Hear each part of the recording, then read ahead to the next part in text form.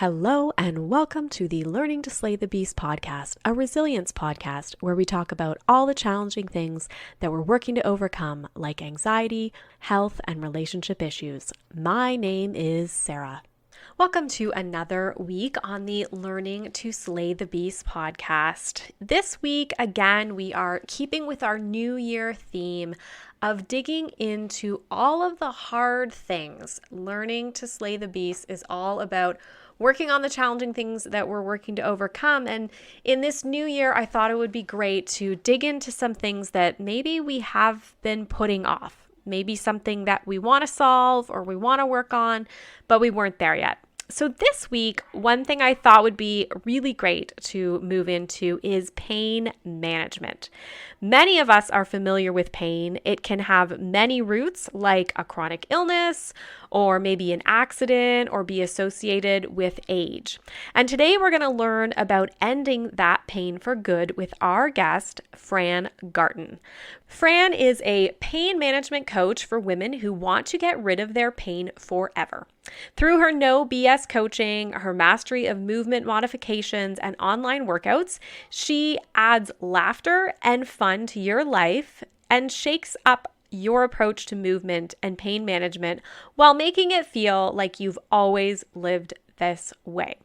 Today, we're going to talk to Fran all about her ideas to help with pain management, some of the triggers for pain management, as well as the impact of inflammatory foods, which is something I'm interested in, given that I've given up gluten and dairy myself to help with pain, and then just the various tools that she recommends in her practice. So please enjoy this conversation today with Fran Garton, pain management coach. Do you love the Learning to Slay the Beast podcast? Well, first of all, thank you so much. Second of all, if you love the podcast and you want more and more to keep coming, I would love your support through Ko-fi.com. Ko-fi.com is a way that you can put a little money towards your favorite podcast. It can be as little as a few dollars, one time, bunch of times, whatever you feel that you can give, and it helps to cover all the costs that go associated with podcasting. So if you would like to support this podcast, please consider donating through Ko-fi.com. You can find the link in my Instagram feed under Linktree. It's at Sarah Lady Gluten, or you can visit Ko-fi, fi.com/learning to slay the beasts. I appreciate your support, whether you can give or not. Thanks so much for listening. So welcome, Fran, to the podcast. I'm happy to connect with you today. Thank you so much for having me, Sarah. It's exciting to be here. Great. So why don't we start with you providing your background and then how you got into coaching and training? Okay. So my background really is I was an adult educator with the school board for about 16 years. So I had a great career there. And I started playing roller derby. So that sort of led me to becoming a certified personal trainer. But at the same time, work stress was increasing all the time. Mm-hmm. And you sometimes, frequently, I think, when you work for somebody else, you don't really have control over the things that are being asked of you. You just got to kind of follow what you're being told. And with school boards, you know, it's based on curriculum and funders and all those kinds of things. So that put a lot of stress on me. And as a result of that, I actually ended up losing my vision in one of my eyes. Oh, wow. Yeah. And I ended up in bed for 4 months. And they didn't know what was going on. They thought it might be cancer, some kind of brain tumor, MS. There were all these different things. They really couldn't figure it out. And eventually, after many tests and appointments, I got to an ophthalmologist, and he told me I had what was called central serous corneopathy. I'm sure I said that wrong, but it's CSC. C. And so basically what it is that the fluid builds up underneath the retina and it just distorts the vision. And then the fluid leaks through the tissue. And then that causes this lack of vision. And normally what happens is that people actually are fine with it. And they don't even know they have it because the other eye and the brain work together to correct that. And my brain and my body decided that it was not going to do that. And so that's how I ended up in bed and with vision loss and literally 4 months in bed with a migraine to go with it. And it sounds like an exaggeration, but it's not. And the cause of all of that was stress at work. And so after that happened and I regained the vision in my eye, I decided that I was going to leave full-time teaching and I went down to part-time. And then I slowly started to build up my coaching and training business. And then I got diagnosed with fibromyalgia and osteoarthritis. And so then I was having tons of pain in my body and, extreme fatigue and sleep loss and memory loss. And it felt like shooting electricity going through your arms and legs all the time. And that really was, those two events, like being diagnosed and the vision loss, were sort of the things that pushed me to actually focus on my health and wellness even more. And I tried so many things to deal with the fibro and the pain related to it, but it really was doing a lot of inner work, healing myself, releasing emotions, changing what I was eating, increasing movement and trying different kinds of movement that really helped me manage my fibromyalgia and really eliminate the pain. And I managed to get off all my meds, so I don't take any meds at all. Once in a while, maybe an ibuprofen, but that's about it. And in 2019, I decided to leave teaching completely and focus solely on my training and coaching business. So that's it in a nutshell. Wow. Yeah, no, that's amazing. So the vision loss then, like, it came back then once you reduced the stress, like as you were off for a while? Is that kind of what happened? Yeah, it did come back. But to be perfectly honest, the ophthalmologist told me it's very common in people who have high stress level, real type A personalities and real go-getters kind of thing. It's very common. And he said it's actually more common in men than women. And the vision loss, like the vision came back. But even now, I've just this past year had a bit of a flare up of it. Not as bad as before, but there's a bit of blotchiness in my eye. So there's no real way to cure it. Stress obviously makes it worse. So stress is just the big thing that causes so many problems in our life.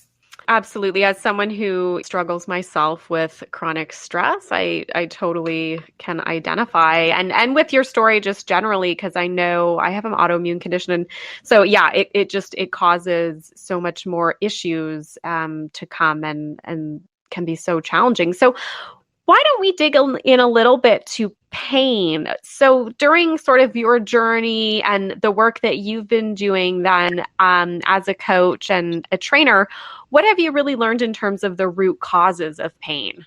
I love that you start with the easiest questions at the beginning, Sarah. I love it. So the root cause of pain, you know what? There are so many things that lead to pain. Stress is one of them. And if you have some kind of condition like you and I both have, stress causes so many flare-ups and pain to increase itself. Food causes pain, anger, injuries, overuse, underuse, poor circulation. Your fascia, the connective tissue in your body, is not healthy. It doesn't get blood flow. That causes pain. Not dealing with your emotions and suppressing them, that causes pain. So there are so many causes of pain. And that, I think that's one of the things that led me to really focus on the coaching aspect and not just the physical training aspect, is that there's not just one thing that causes pain. And we have to look at all the components and all the aspects of our life and do what we can to, whether it's reducing something or eliminating something, so that the pain that results is minimized, right? And like pain is your body's way of protecting itself. Like it really is, right? And so when you have some kind of, like, imagine you feel stressed, okay? What happens to your body when you feel stress? You tense up, maybe in your upper back, maybe your low back, maybe your jaw, your breathing changes, your heart rate increases. Like all of those things are preparing your body to protect itself because it doesn't know what's going to happen. And so when we think about pain, there are so many different things that contribute to it that you can't just take one thing out. So for example, change your eating and then that gets rid of all of your pain. No, that's a component of it. So when I coach people and when I work with people and even my own work, you have to do all the pieces. You can't just do one piece because it's not going to solve that pain puzzle, if that makes sense. Yeah, it does. So it's almost like a pain management lifestyle kind of thing where everything's kind of coming together. That does make sense. And I guess it just made me think that, that's probably why a lot of people go into physiotherapy and things like that. And they think, yeah, I'm going to all of a sudden feel better. But if there are all these different pieces, they're really missing parts. And that's why they maybe don't get. Yeah. And this is not to, I'm not critiquing anybody at all because everybody that's out there, all of us, we all have our areas of expertise and we all come to a problem with our own opinions and experiences and perspectives. And so, when you go see a physiotherapist, physiotherapists are awesome. Like they do so many wonderful things for people. But if you're only think about it from a muscular point of view, if something is tight, okay, so I have a sore low back, let's say, and I go to my physiotherapist, they can give me some exercises maybe to strengthen those muscles or to help release those muscles, which is fantastic. But if there's other things contributing to that inflammation in the area, so maybe the food that I'm eating, it doesn't matter what the physio is doing if I'm not changing what I'm eating and helping my gut and intestinal health be healthy, right, and positive, and then it's not going to have the same effect as if I were doing that, right? The physio can only do so much. So it really is important to look at things from a holistic perspective. So physios are great, osteos are great, massage is great. Like there's all of them are good. And we all should have sort of a healthcare team that can then help us address the different areas of our lifestyle that might need attention at a given time. Yeah, I totally agree. I often, even talk on the podcast about sort of having that team. So I think that makes a lot of sense. One thing I am hearing more and more in so many of the conversations, though, is this emotional part that, your emotions might be felt in your body. And so can you go into that component a little more? Like, how do our emotions then cause pain? Yes. So, okay. So it's not really the emotions causing pain. These are just hard questions, Sarah. It's not really the emotions causing the pain. It's actually the resistance to feeling the emotion or suppressing them that causes the pain. Like think about I'm going to use stress because this is common for everybody. Like think about when you're stressed, positive or negative. It doesn't have to be negative, but you have stress. And what happens is your muscles tense up. Right? Yeah. And this could increase pain. You might, get that pain in your neck, or you might start to sweat, right? So your body responds to that emotion. And if you don't allow yourself to feel the emotion, so let's say I'm very, afraid of something. If I don't allow myself maybe to cry, or if I'm sad about something, I don't allow that emotion to come out. I actually keep it in. My body has to do something with it. And whenever we feel these emotions, okay, and stress is the example we're using, my cortisol rises. Well, when your cortisol rises, this causes inflammation and pain if it rises and keeps high over an extended period of time. So, we are taught, I think, and I'm speaking from my experience maybe, but I think sometimes we're sort of not maybe directly taught, but maybe indirectly taught, don't show your emotions and don't let people see that you're vulnerable and those kinds of ideas that are sort of told to us indirectly, maybe not in words, but maybe in actions, right? So then you have these feelings and you have to do something with them. Like your body stores them somewhere, right? Like you can't just be sad and then go, okay, I'm good. It's about really realizing that, okay, I have this feeling of sadness. What is happening here? And acknowledging it and feeling the feeling. Because if we don't, we just bottle it up. Like imagine, I think of an example of, when you you're feeling stressed. So I'll use my work example. I'm feeling stressed. I'm feeling overwhelmed and I don't say anything about it. And then I'm just pushing it down and keeping that emotion and that frustration packed in my body, right? So then my body tenses, I get more pain. But then one day what happens is I'm talking to a coworker and they say something to me and I lose my mind. like there's a huge blow up and the person's looking at me going, what is happening right now? And I don't know what's happening right now, but what's happening is that your body has decided it's not keeping the emotions anymore. It can't take it anymore. It has to come out in some way. So it can come out in pain. It can come out in, let's say, arguments. It can come out in depression. It can come out in all these different ways, but we need to acknowledge these feelings, right? And these emotions and allow them to be instead of pushing them down or ignoring them.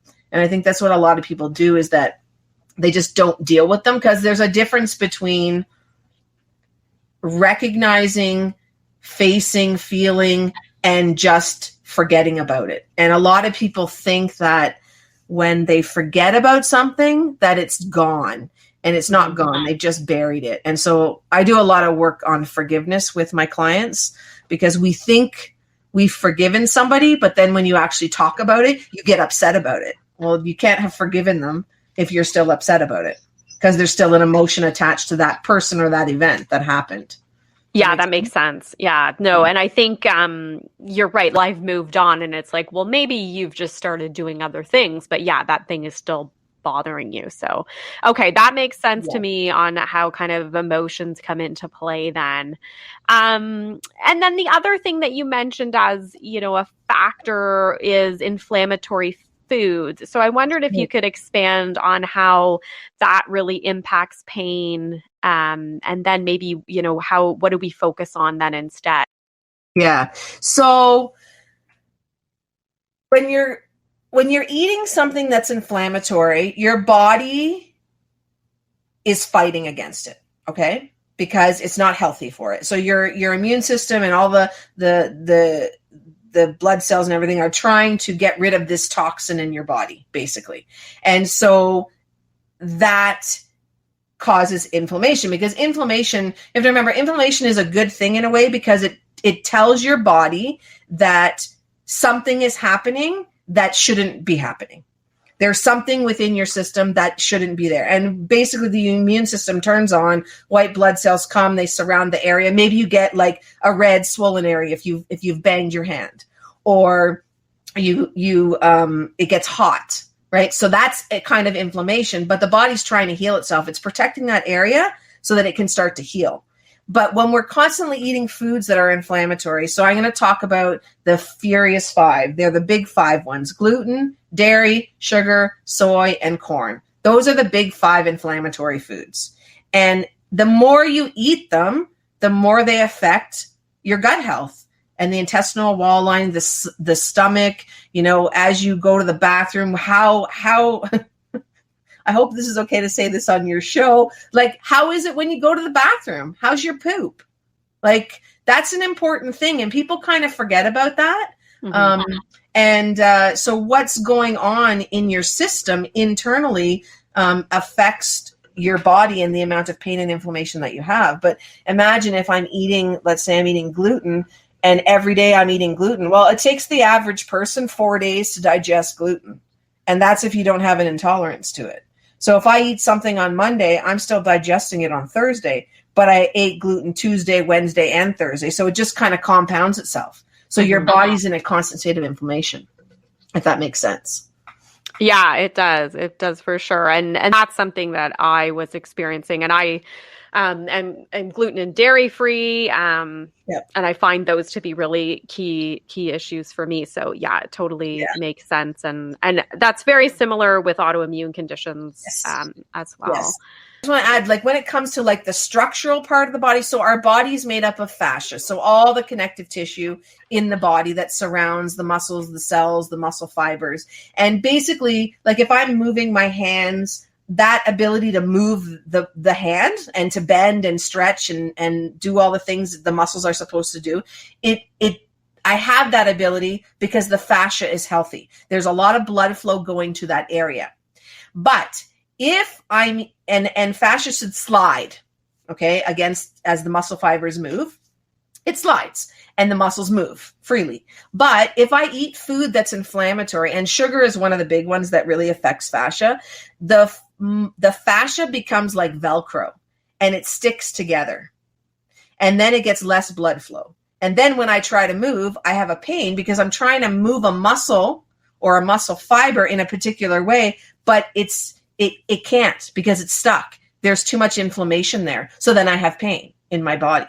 So that's another thing to consider when we're talking about the pain and the body is that your fascia needs to really be healthy. So my number one piece of advice for that is please foam roll your body because foam rolling gives blood flow to the muscles. And it's really, really important to keep the fascia healthy. And I mean, of course, changing the things that you eat, of course, as you well know, right, makes a huge difference in how your body feels. Yeah, absolutely. And I do find sugar to be probably the more challenging of those just because it is in so many spots. And then we've got all these holidays that seem to focus on sugar. And so, yeah, I can totally see that. So foam rolling, is there like a certain area we should work on or? Whichever areas hurt. Yeah. Okay. Yeah. Like so I would say the biggest thing, don't roll over, don't do the back of the knees. There's a lot of things going on in the back of the knees. So please avoid that. Don't do the low back because that's where all the organs are. So remember, foam rolling brings blood flow to an area. So we don't want to bring more blood flow to the organs, right? So we want to be mindful of that. And we wouldn't roll the neck or the head. Because again, there's a lot of things going there and we're bringing blood flow. We don't want blood to go up to the brain there. And because it can be intense, especially if you've never done it before, but it is a fantastic modality that anybody can use. I use it, my seniors foam roll. So and it's simple to do. So I strongly encourage that just to keep the fascia healthy and moving and getting blood flow in there. And it helps with inflammation as well. There's so many benefits. I could do a workshop for you on foam rolling. I'm a huge proponent of it. No, those are good tips because I know I have one and I've done it, but I'm always like, I'm not really sure what I'm supposed to be doing here. Yeah. Yeah. Send me a message, Sarah. I'll do a private demo for you. Like, you do a 20-minute hop on Zoom. There's so many things that you can do with foam rolling and there's lots of different techniques and many people do it wrong, which is why I actually teach workshops on it. Just because it's an underused modality that can really make a difference. And cost effective, right? Like, oh gosh, yeah. And like I said, anybody can do it. And if you don't have a foam roller, it's fine. Get a tennis ball, roll up a towel, like a small hand towel or a face cloth, roll that up into a ball, use that and put that on the trigger points on your body. So even if you don't have a foam roller, there are lots of things you can use around your home to do the rolling as well. Are you looking for a way to satisfy your sweet tooth without the filler? Try Monk Pack. They make keto granola bars and keto seed and nut bars as well as protein cookies.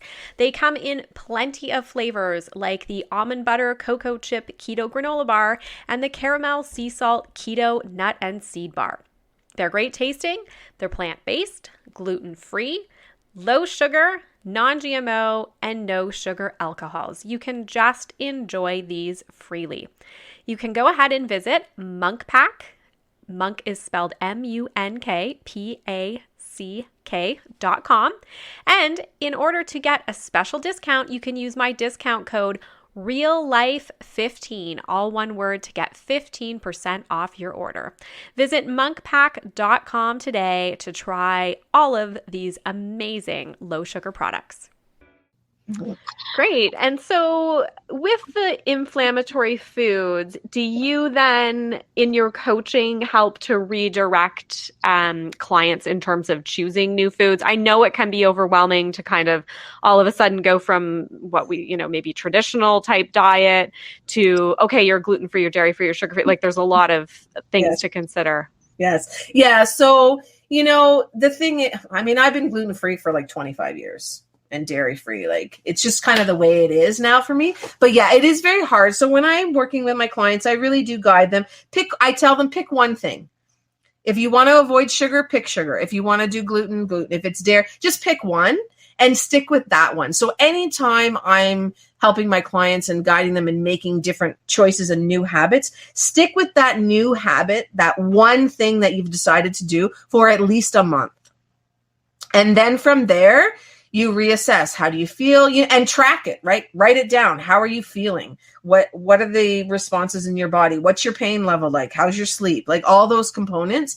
And after a month, then maybe think about adding a new change, because it is very, very overwhelming trying to get rid of gluten and dairy. It's way easier now than it was when I went gluten-free 25 years ago. Let me tell you, it's like there's gluten-free everything everywhere.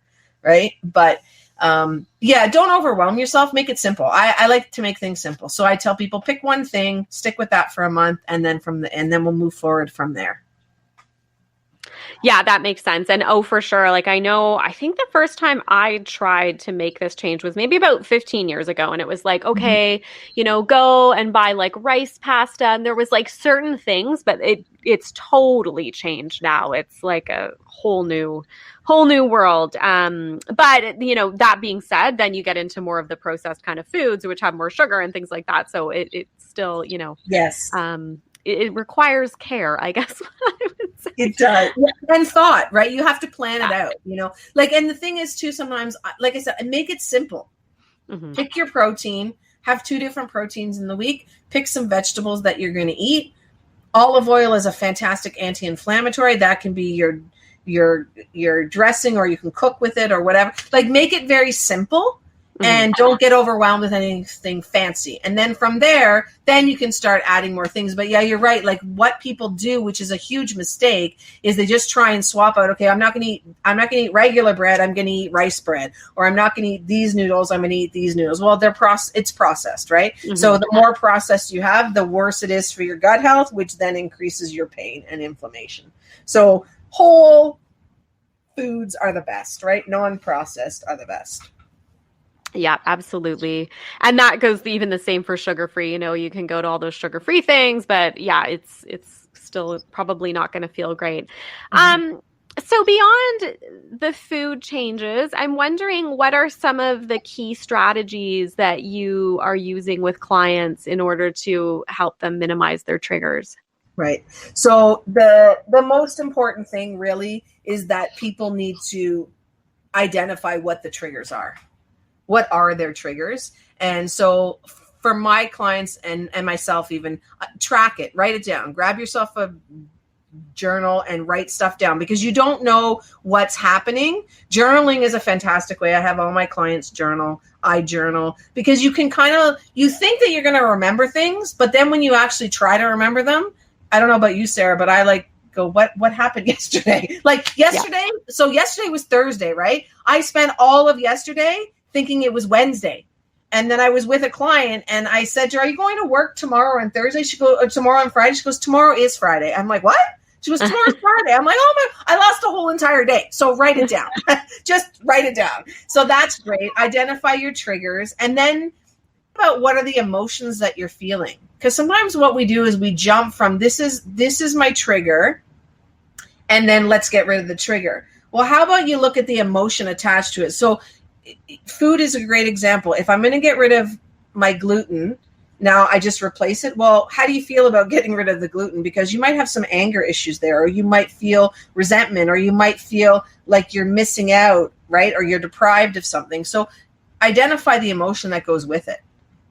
And then the next step, think about why you're doing a particular behavior. So if you know that sugar gives you inflammation and pain, why are you eating the sugar? Because there's a reason, right? And that's where the emotional thing comes in. And that's where, when I'm working with clients, we do a lot of things with forgiveness, because I had a client tell me today that her mother limited all the sugar that they ate. They never got anything sweet. They never got treats, cookies, cakes, whatever. And then when she moved out of her parents' house, that's all she ate. That's all she ate. And she gained tons of weight because she was never allowed to have it. And she was angry at her mother for it. And so just going through that whole process of acknowledging, yeah, she was upset about it. And that's why she's eating this food that is not good for her body, because she feels she missed out and she's angry at her mother and she was getting back at her mom. And you got to kind of go through that whole process and work through that behavior pattern and why you're doing it. And then you can change it through new habits. But until you understand what's going on and why you're doing the things that you do, you can't really change those habits, and you can't get the results that you want moving forward if you're not acknowledging the emotions and the whys behind why you're doing things, if that makes sense.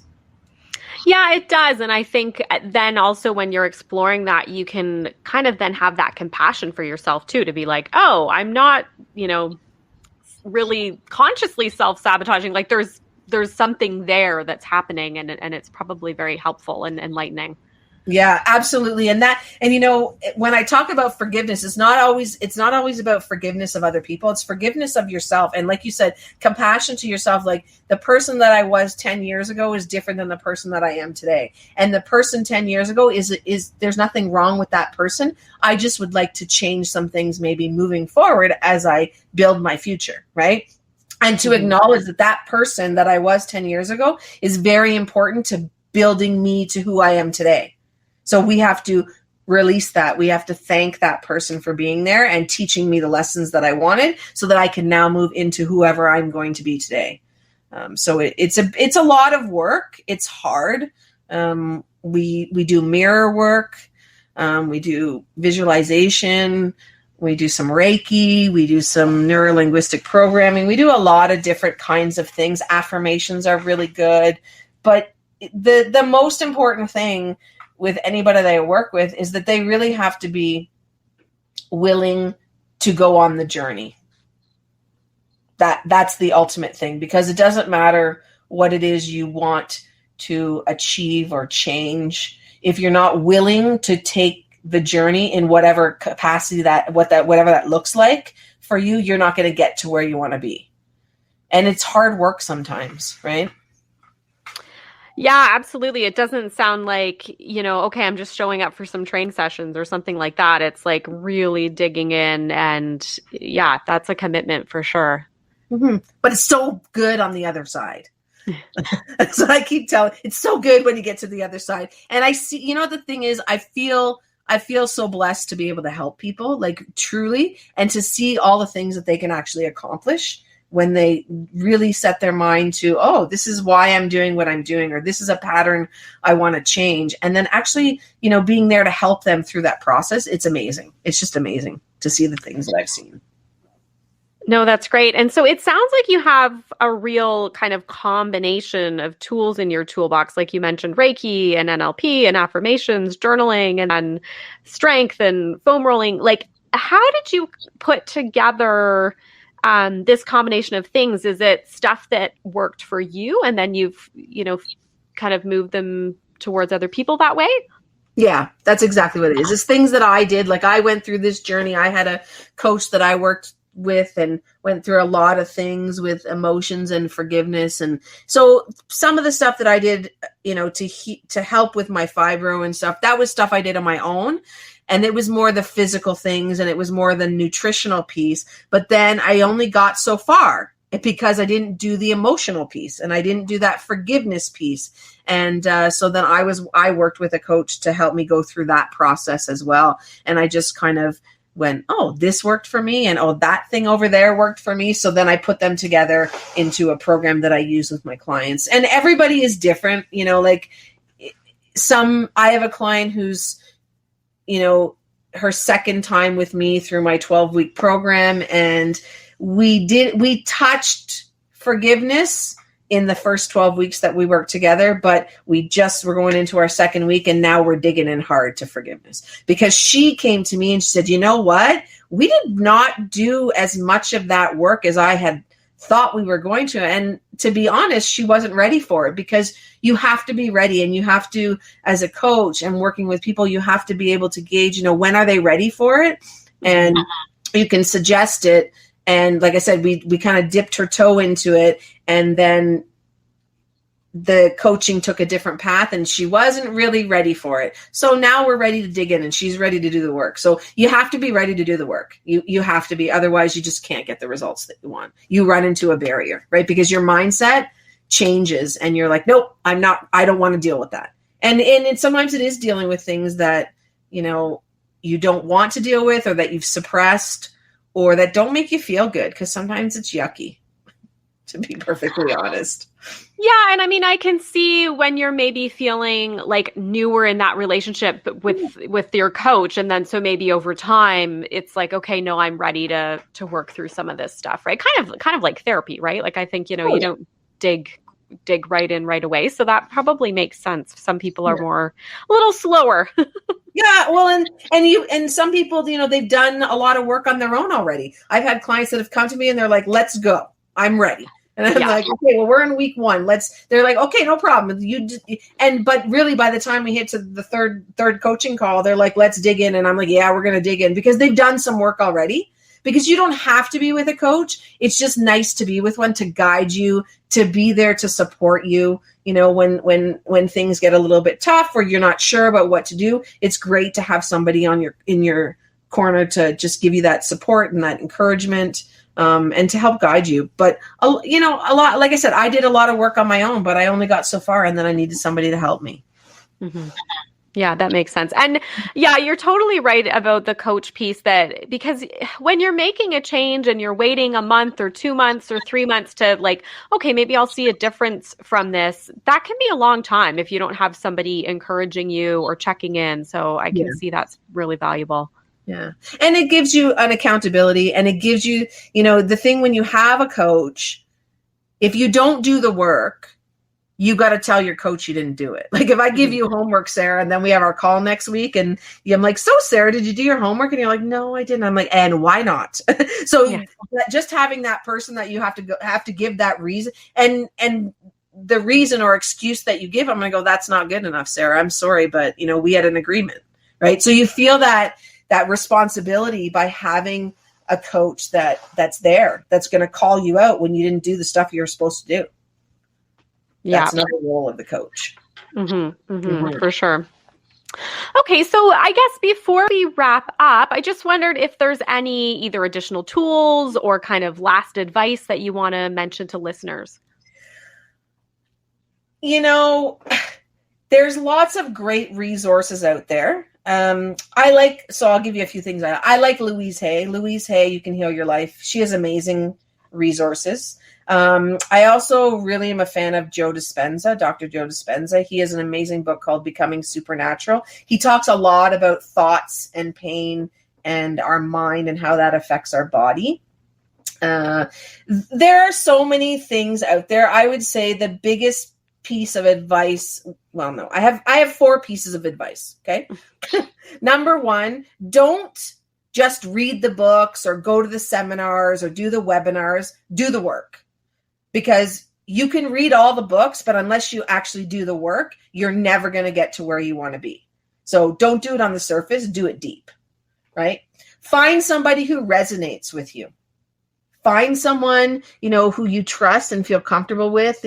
Like some people love Tony Robbins. I'm not a huge fan of Tony Robbins. He's fantastic at what he does. Obviously, he's been doing it for like 40 years, but he just doesn't resonate with me. His style does not resonate with me. I don't feel called to do things when he tells me or when I read his books. But millions of billions of people love him. He's fantastic. So find someone who you feel that's some sort of resonation with, and resonation, I don't think that's a word. You resonate with, and work with them, right? Let them help you. The other thing I would say, you have to get through it, you have to go through it. It's one of my common phrases that I say all the time. To get through it, you have to go through it. And it's tough. Whether it's the workout and you're sweating and you're doing something that your body doesn't normally do, or you're doing mindset work or forgiveness work or whatever, you have to go through it. You have to, right? And then the last thing is small, consistent steps are the way to get to whatever goal you've set. Don't make big, huge things. Small, consistent steps will always get you where you want to go. That's great. Those are super tips to live by. I think those are great. And I totally agree about the resonating piece. Like I've read different books and I'm just kind of like, yeah, this didn't really hit. Yeah. And then, yeah, you have others that you feel like invigorated and kind of action oriented about. So that totally makes sense. Perfect. Well, I'm sure listeners are going to want to find out more about you. What are the best ways to connect with you, either online, social media? Yeah. So I'm going to direct everybody to my website. So Fran Garton Coaching, www.frangartoncoaching.com.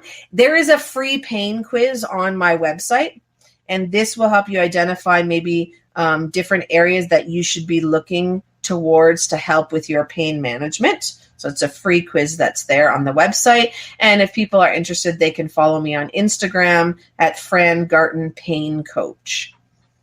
And those are probably the two best ways. And as always, I have all different social media and all this, but those are the website's good, that pain quiz, and I'm on Instagram a lot. And listeners, feel free, send me a DM. Like, I'd love to chat with you. I'd love to help you. You know, I feel that people should live a pain-free lifestyle. And I think that it is possible. I know that it's possible because I do it every day. And there's no reason why people should live in pain.